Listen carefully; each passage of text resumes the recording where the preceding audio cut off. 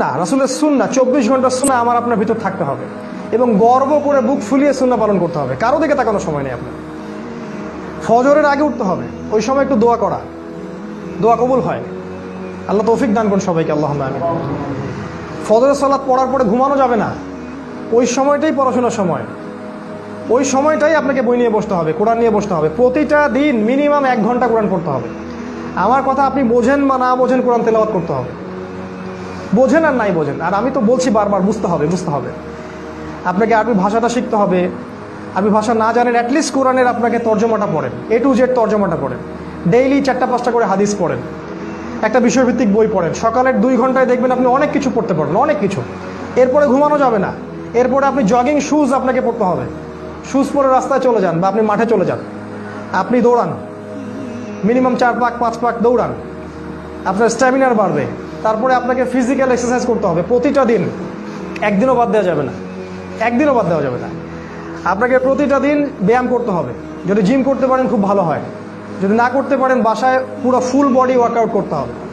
Full body workout করবেন, আপনার physical, আপনার গ্রোথটা ভালো হবে, আপনি সুস্থ থাকবেন। এই ব্যায়ামের সাথে কোরআন মেমোরাইজ করার সম্পর্ক আছে। আপনি যত ব্যায়াম করবেন তত সুন্দর আপনার মেমোরিটা ভালো থাকবে, মেমোরি শার্প থাকবে। প্র্যাকটিক্যাল কথা বলছি এখন। এবং কোরআন হিফজ করতে হবে মিনিমাম 1 পারা, মিনিমাম 1 পারা। হাদিস হিফজ করতে হবে। আরও আছে খাবারের ব্যাপার, এমন কোনো খাবার পেটে ঢুকাবেন না যেটা হারাম খাদ্য দিয়ে তৈরি, হারাম উৎস থেকে আসছে। একটা দিনী ভাইয়ের বাসায় বেড়াতে গেছেন, তার জানতে পারলেন সে তার এই টাকার মধ্যে সুদ আছে, বাদ, খাবার ওটা তো সরিয়ে দিতে হবে, খাওয়া যাবে না। কোনো হারাম খাবার যেন আপনার পেটে না যায় এবং কোনো দাজ্জালীয় ফুড যেন আপনার পেটে না যায়। কোনো ম্যানুফ্যাকচার্ড খাবার খাবেন না, বাইরের সব খাবার বাদ। যে খাবারগুলো সুন্নাহ প্রফেটিক, ওই খাবারগুলো খেতে হবে আপনাকে। ফিজিক্যালি আপনাকে স্ট্রং হতে হবে। এবং প্রত্যেকটা ছেলেকেই ব্যক্তিগতভাবে, আমরা এখন তো অ্যাসোসিয়েশন ওয়াইজ এটা করতে পারিনি, কারণ করলেই আমাদেরকে ধরে নিয়ে চলে যাবে। প্রত্যেককেই নিজ নিজ তাগাদায় সামরিক যে প্রশিক্ষণ সেটা নিতে হবে। এটা ইউটিউবে পাবেন, ইউটিউবে গেলে দেখবেন সামরিক অনেক প্রশিক্ষণ, অনেক ব্যায়াম আছে। কিভাবে আপনি ফিজিক্যালি ফিট থাকবেন, কেমন করে আপনি পুশ আপ দিবেন, ওদের ট্রেনিং আছে। তো এগুলো এখন অ্যাভেলেবল, এগুলো আপনাকে নিতে হবে। কারণ যে কোনো সময় আপনাকে আল্লাহর পথে আসতে হতে পারে, তখন আপনি কি ওই সময় আবার প্রশিক্ষণ নেবেন? এখন থেকে প্রস্তুত হন। আমাদের যে ভাইরা গ্রাম থেকে আসে, আমি তাদের প্রতি ঈর্ষা করি। তারা অনেক ফ্রেশ জায়গায় থাকেন, ওখানে যে ফ্রেশ বাতাস, ফ্রেশ খাবার, এগুলো আপনাদেরকে অনেক উপকার করবে। কখনো ভুলেও শহরে আসবেন না। আমরা চেষ্টা করছি কত দ্রুত এখান থেকে পালানোর চেষ্টা করছি, কত দ্রুত এখান থেকে পালানো যায়। এছাড়া কোনো হারাম রিজিকের সাথে আমাদেরকে জড়ানো যাবে না, প্র্যাকটিক্যাল কথা বলছি। এরপর আমাদের ফ্যামিলি ইমিডিয়েটলি বিয়ে করতে হবে, যাদের বিয়ের সামর্থ্য আছে ইমিডিয়েটলি। যাদের একাধিক করার সামর্থ্য আছে একাধিক করতে হবে। ওইসব সেকুলার আইন বাদ দেন, বয়স হয়ে গেছে 18 বিয়ে করে ফেলেন, ওইসব আইন টাইন বাদ। প্রয়োজনে জাল কাগজ রেডি করে রেখে দেন, বিয়ে করে ফেলেন, অথবা কালিমা পড়ায় বিয়ে করে ফেলেন, ঝামেলা শেষ। কেউ জানবেন আপনি বিয়ে, কিন্তু আল্লাহর আইনে আপনি জানবেন আপনি বিবাহিত। ট্রিক্স অ্যাপ্লাই করতে হবে। ওরা যদি আমাদের সাথে ট্রিক্স অ্যাপ্লাই করতে পারে, আমাদেরকে করতে হবে। ফালতু জিনিস। আমার বোনের বয়স 17 বছর হলে বিয়ে করতে পারবে না, অথচ একটা 17 বছরের মেয়ে, সে জন্মদানে সক্ষম, সন্তান জন্মদানে সক্ষম। আল্লাহ পাক বলেছেন কোরআনে, হায়েজ হলেই মেয়ের বিয়ে করতে পারবে। এবং সে রুষ্ট হবে, রুষ্ট মানে আকল, সে ভালো মন্দ বোঝে, বিয়ে করতে পারবে। বিয়ে করে ফেলেন দ্রুত, সময় নিয়ে নিচ্ছে বেশি মনে হয়, শেষ করি।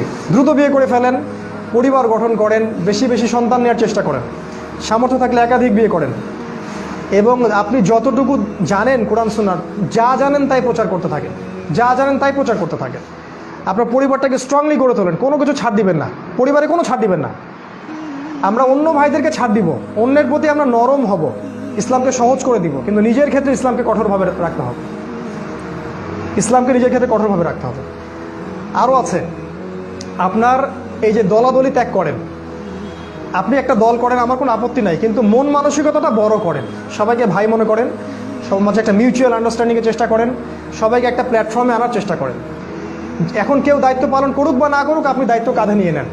দাওয়াত, ব্যাপক দাওয়াত দিতে হবে এখন আমাদেরকে। আগামী 5 বছর, মিনিমাম 5 বছর আমাদেরকে চেষ্টা করতে হবে বাংলাদেশের প্রতিটা জায়গায় যেন ফাউন্ডেশনের শাখা তৈরি হয়ে যায়, প্রতিটা জায়গায়, অ্যাটলিস্ট জেলা শহরগুলোতে। আমাদের কমিউনিটি দরকার, হিউজ আমাদের কমিউনিটি দরকার। আমাদের অবশ্য গরু ছাগলের দরকার নাই, স্মার্ট পিপল দরকার। এরকম পিপল প্রতিটা জেলায় যদি আমাদের 20-30টা করে থাকে এনাফ। এবং প্রতিটা ভাইদেরকে বোঝানো যে আমাদেরকে মুসলিম ভিলেজ তৈরি করতে হবে, মুসলিম কমিউনিটি, এবং সেটা একটা অপশন। দাওয়া দিতে দিতে এই প্রজেক্টগুলো নিয়ে আমরা যখন আগাতে থাকবো, আমাদের জনসংখ্যা বাড়তে থাকবে, আমাদের মাসিক ইয়ানত বাড়বে, আমাদের অর্থনৈতিক ব্যাপারটা শক্তিশালী হবে, একসময় গভর্নমেন্টও আপনাকে ভয় করবে, ইনশাল্লাহ। আমি বারবার বলি যে দাজ্জাল শক্তিশালী, ইহুদিরাও এখন শক্তিশালী, জায়নিস্ট অনেক শক্তিশালী, কিন্তু তারা আমাদের ইমানের চেয়ে বেশি শক্তিশালী না। কেউ আমাদের ইমানের চেয়ে বেশি শক্তিশালী না। আল্লাহ পাক চাইলে আমাদের ইমানের কারণে আকাশ থেকে ফেরেশতা নাজিল হবে। এটা হয়েছে আগে, এখনও সম্ভব। এটাকে বিশ্বাস করেন? এটা সম্ভব। আর ইসলামের বিজয়টা সংখ্যা গরিষ্ঠতা দিয়ে হবে না, উন্নত প্রশিক্ষণ দিয়েও হবে না। আমাদের বিজয়টা ইমান দিয়ে হবে। আল্লাহ পাক আমাদের এই বিজয়ে আমাদেরকে বিজয়ী কাফেলার সাথে অংশ নেওয়ার তৌফিক দান করুন, আল্লাহুম্মা আমিন। এখন ভাই, শেষ কথা হচ্ছে, সময় কম, আমাদেরকে প্রস্তুতি গ্রহণ করতে হবে। প্র্যাকটিক্যাল প্রস্তুতি, অর্থনৈতিক প্রস্তুতি, ধর্মীয় প্রস্তুতি, সব কিছু গ্রহণ করতে হবে, শারীরিক প্রস্তুতি। এবং ফাউন্ডেশনের আহ্বান হচ্ছে, আপনারা যা কিছু আছে, মেধা হোক, টাকা হোক, জমি হোক, আপনাদের প্ল্যান হোক, কোনো প্রজেক্ট হোক, যা কিছু আছে সেটা দিয়ে আমাদেরকে হেল্প করেন। মাসিক ইয়ানত দেন, আমাদের সেমিনারগুলোতে আসেন, ভাইদেরকে দাওয়াত দেন। আমরা কোনো দলাদলি যাচ্ছি না, আমরা পড়াশোনার একটা রেভলিউশন চাচ্ছি, যে ব্যাপক পড়াশোনা যেন আমাদের উম্মার এই যুবকরা, যুবতীরা, এই ছোট বাচ্চারা করতে পারে।